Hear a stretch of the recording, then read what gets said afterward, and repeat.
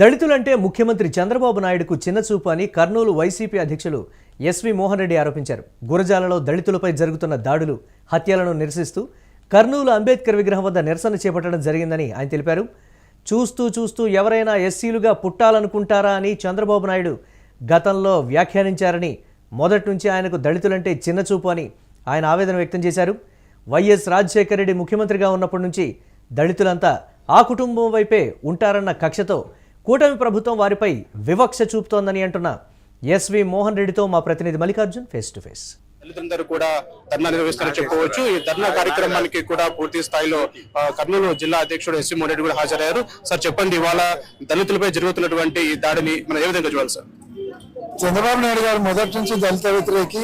ఎందుకంటే దళితులు అంటే ఎంత చిన్న చూపు, హీనం అనేది ఆయన దృష్టిలో ముఖ్యమంత్రిగా ఉండి ఎవరైనా దళితుల కుటుంబాలలో పుట్టాలనుకుంటే దళిత జాతిలో పుట్టాలని కోరుకుంటారా అన్నారు. అంటే ఆ మాటకు అర్థమైంది, ఎవరు కోరుకోరా అంటే పుట్టిన వాళ్ళందరూ కూడా నేను దళితులలో పుట్టేందుకు ఎందుకు పుట్టామని బాధపడాలనా?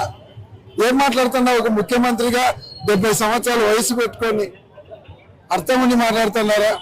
ఈరోజు ఒక దళితుడిని ఊర్లో గ్రామంలోకి బంధువులకి వస్తే చంపుతారా? ఓ దళిత నాయకుడిని. ఈరోజు ఆయననే కాదు, ఉప ముఖ్యమంత్రి పవన్ కళ్యాణ్ గారు గ్రామంలో దళితులందరినీ గ్రామ బహిష్కరణ చేస్తారు. మా వెల్దుర్తి మండలంలో ఓరెడ్డిపల్లెలో దళితుల్ని గ్రామ బహిష్కరణ చేసినారు. ఇట్లా ప్రతి చోట కూడా దళితుల మీద దాడులు చేస్తూ ఉన్నారు. దళిత మహిళను చంద్రబాబు నాయుడు జిల్లాలో దళిత మహిళను చెట్టు కట్టేసి కొడుతున్నారు.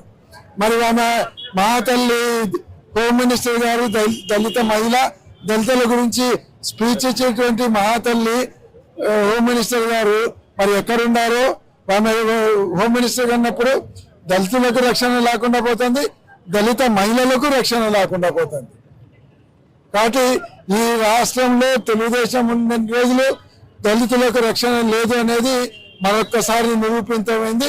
వైఎస్ఆర్ కాంగ్రెస్ పార్టీ కార్యకర్తలను మీరు హత్యా రాజకీయాలతో బెదిరించాలనుకుంటే ఎవ్వరు భయపడరు. మీ తాటాకు చెప్పులకు ఎవ్వరు భయపడే పరిస్థితి లేదు. 16 నెలలు జైల్లో ఉండి బయటకు వచ్చి పార్టీ పెట్టి పార్టీని అధికారంలోకి తీసుకొని వచ్చేటువంటి దమ్ము ఉండేటువంటి నాయకుని నాయకత్వంలో పనిచేసేటువంటి కార్యకర్తలు ఉన్నారు ఇక్కడ. మీ తాటాకు చెప్పులకు భయపడం.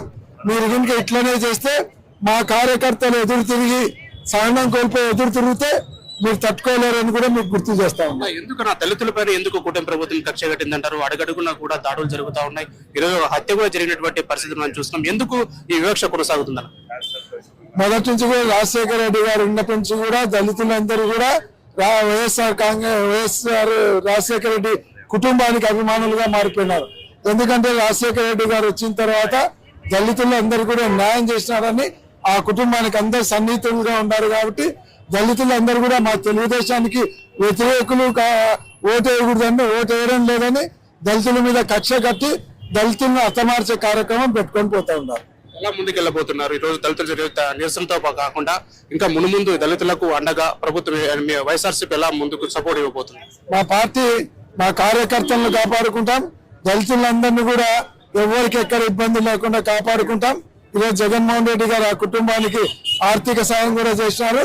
మేము ఇది ప్రతి జిల్లాలో ఈ కార్యక్రమంతో ముందరు పోతున్నాం. ఇంకా ఇలాగే చేస్తే కనుక రాష్ట్ర వ్యాప్తంగా ధర్నాలు చేసి ప్రభుత్వాన్ని కూడా స్తంభింపజేస్తాం. ఇది పూర్తి స్థాయిలో దళితుల మీద జరుగుతున్నటువంటి దాడిని పూర్తిగా ఖండిస్తున్నాము. ఈ రోజు నిరసన వ్యక్తం చేస్తాం. భవిష్యత్తులో కూడా దళితులకు అండగా నిలబడుతుంది వైఎస్ఆర్సీపీ, వాళ్ళ తరపున పోరాడుతుందని చెప్పేసి కూడా ఎస్వి మోహన్ రెడ్డి అంటున్నారు. కెమెరా పర్సన్ రఫీతో మల్లికార్జున్, యూటీవీ.